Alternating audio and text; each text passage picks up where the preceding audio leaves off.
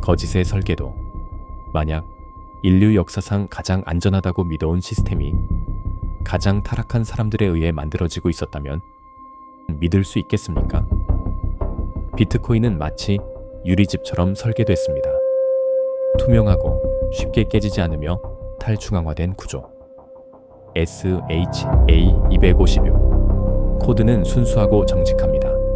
하지만 모든 설계자가 알듯 아무리 완벽한 설계도라도 기초가 잘못되면 무너질 수밖에 없습니다. 그 기초가 오염된 땅 위에 세워졌다면 더더욱 그렇습니다. 우리는 오랫동안 비트코인을 사람들이 함께 만드는 시스템이라고 믿어왔습니다. 하지만 이번 조사에서 우리는 그 구조 아래 숨겨진 어두운 통로를 발견했습니다. 이것은 정교한 인간 조작에 대한 이야기입니다. 오늘 실리콘밸리와 월스트리트의 거물들이 쓰고 있던 가면을 벗겨보려 합니다. 그들은 단순히 괴물을 만난 것이 아닙니다. 그 괴물이 스스로의 왕좌를 세울 수 있도록 길을 열어준 사람들이었습니다. 어떻게 유죄 판결을 받은 한 범죄자가 비트코인의 진화 한가운데로 들어올 수 있었을까요? 오늘 우리는 그를 가능하게 만든 억만장자들의 이름을 밝힙니다. 이것이 에피소드 3입니다. 챕터 2. 리드 호프먼. 모든 사람과 연결돼 있던 남자. 리드 호프먼. 링크드인의 창립자이자 기술업계에서 네트워크의 왕이라 불리던 인물입니다. 그의 한마디는 곧 신뢰가 됐습니다. 그가 누군가를 소개하는 순간 그 사람은 이미 검증된 인물처럼 받아들여졌습니다. 하지만 단 하나의 연결이 그의 이력에 지워지지 않는 흔적으로 남아 있습니다. 2008년 이후 세상이 앱스타인의 어두운 과거를 모두 알게 된 뒤에도 그는 문을 닫지 않았습니다. 오히려 다리를 놓았습니다. 그는 단순히 앱스타인을 알고 있던 것이 아니라 그를 밀어준 사람이었습니다. 조이 이토, 그리고 MIT, 미디어랩의 중심부로 그를 직접 연결했습니다. 그리고 같은 자리에서 그 포식자가 다음 목표를 찾는 모습을 지켜보고 있었습니다. 호프먼은 사람과 사람을 연결하는 구조를 설계하던 인물이었습니다. 그리고 그는 그 괴물이 비트코인 연구의 중심으로 들어올 수 있도록 길을 만든 사람이었습니다. 미래의 화폐를 설계하던 최고의 인재들이 그가 데려온 한 사람의 자금에 의해 움직이고 있었습니다.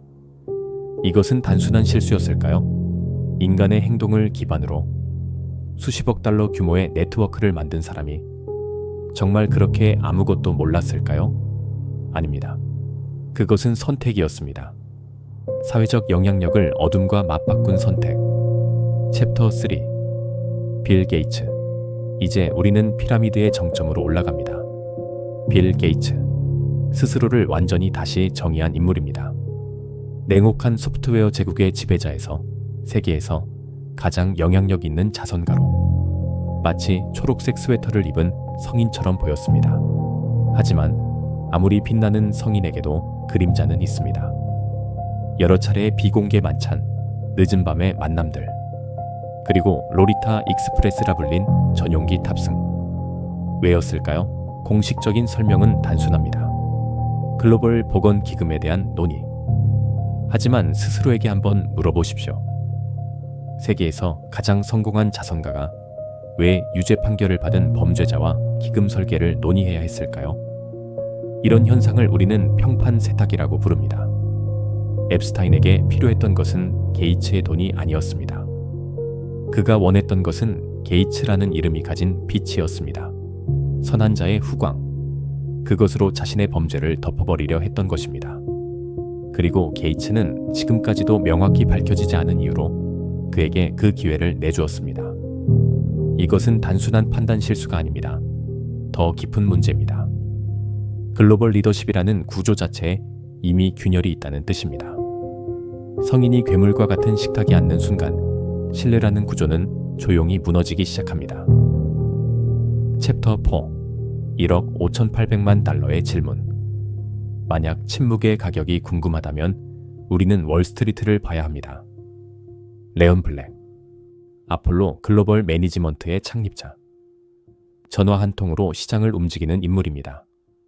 2012 년부터 2017년 사이 그는 제프리 앱스타인에게 무려 1억 5,800만 달러를 지불했습니다. 1억 5,800만 달러.